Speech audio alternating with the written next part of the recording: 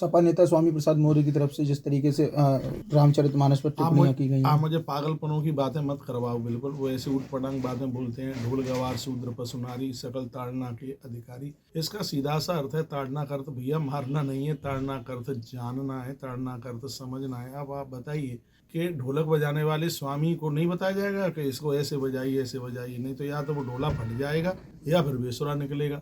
गवार, मूर्ख लोगों को मारने की जरूरत नहीं भैया, उनको समझाएंगे तो आप समझ जाएंगे, ऐसी बात नहीं है। शूद्र पशु नारी, और यहाँ जो शूद्र शूद्र शब्द चिल्ला रहे हैं वो एक जाति विशेष नहीं है, ये सेवक से सेवा करने वाला मैं भी हो सकता हूँ, आप भी हो सकते हैं और तीसरा भी हो सकता है। सेवा करने वाले से भाई कोई गलती हो जाती है तो आप उसको पहले समझाइए। जब कोई जॉब करने के लिए जाता है तो पहले उसको ट्रेनिंग दी जाती है कि नहीं? जो सेवा करने के लिए, काम करने के लिए चला है उसको सिखाया नहीं जाएगा क्या? और इसको जाति के साथ में जोड़ रहे हैं, ये बिल्कुल ठीक नहीं है। और गोस्वामी तुलसीदास जी महाराज ने लिखा है, और इसको समुद्र, इसको सागर ने कहा, समुद्र ने कहा भगवान आपने मेरे साथ अच्छा किया। इतने लोग जो हैं वो शिक्षा इनको मिलनी चाहिए हो जाती है तो आप उसको पहले समझाइए। जब कोई जॉब करने के लिए जाता है तो पहले उसको ट्रेनिंग दी जाती है कि नहीं? जो सेवा करने के लिए, काम करने के लिए चला है उसको सिखाया नहीं जाएगा क्या? और इसको जाति के साथ में जोड़ रहे हैं, ये बिल्कुल ठीक नहीं है। और गोस्वामी तुलसीदास जी महाराज ने लिखा है, और इसको समुद्र, इसको सागर ने कहा, समुद्र ने कहा भगवान आपने मेरे साथ अच्छा किया। इतने लोग जो हैं वो शिक्षा इनको मिलनी चाहिए। और आगे की बात बताइए, पशु। अब आप ये बताइए कि पशु पालने वाला वो व्यक्ति, उसको आप सिखाओगे नहीं कि गाय भैंस को ऐसे छोड़ा जाएगा, ऐसे बांधा जाएगा। ये तो मरखनी गैया और भैंस हुई तो पेट में सींग नहीं डाल देगी। इसलिए जानकारी चाहिए पशुओं को पालने वालों को। मैं गैया का दूध निकालता हूं और हर व्यक्ति निकाल करके बता दे गैया का दूध ऐसे ही निकल जाएगा? गैया के दूध को निकालने के लिए, भैंस के दूध को निकालने के लिए जानकारी चाहिए। उसको कैसे बांधा जाए, कैसे खोला जाए। आप सबको बोल दीजिएगा क्या सब गैया भैंस को छोड़ देंगे? उसकी जानकारी होनी चाहिए। और उसके तो पश्चात नारी शब्द,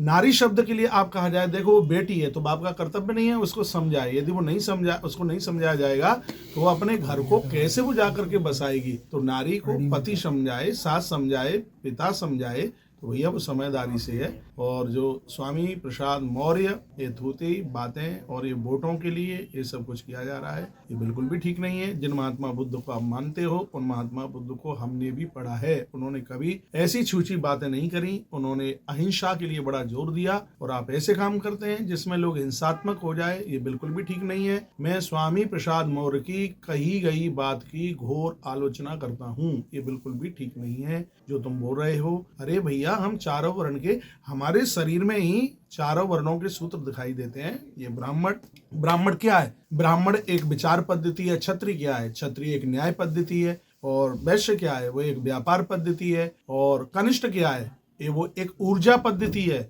यदि कनिष्ठ मेरा चौथा वर्ण नहीं होगा, ये सब कुछ भी नहीं होगा, सब कुछ ऐसे ही हो जाएगा। और मैं कहूंगा यदि न्याय पद्धति भी नहीं होगी तो सब खत्म हो जाएगा, विचार पद्धति नहीं होगी वो भी सब खत्म हो जाएगा, इकोनॉमिक यदि वाणिज्य पद्धति नहीं होगी तो वो भी सब खत्म हो जाएगा। मैं चौथे वर्ण को ऊर्जा पद्धति के नाम से आपको जिक्र कर रहा हूं। इसलिए स्वामी प्रसाद मौर्य जी, जहां भी आप मुझे सुन पा रहे हैं, मेरी बातों को आप सुनिए। मैं परमात्मा नहीं हूं लेकिन ईश्वर का भगत जरूर हूं। आइए स्वामी प्रसाद जी, हम और आप सब मिलकर के एक नवीन भारत का निर्माण करते हैं, सबको एक साथ गले से लगाते हैं, जयकारा भारत माता का बोलते हैं।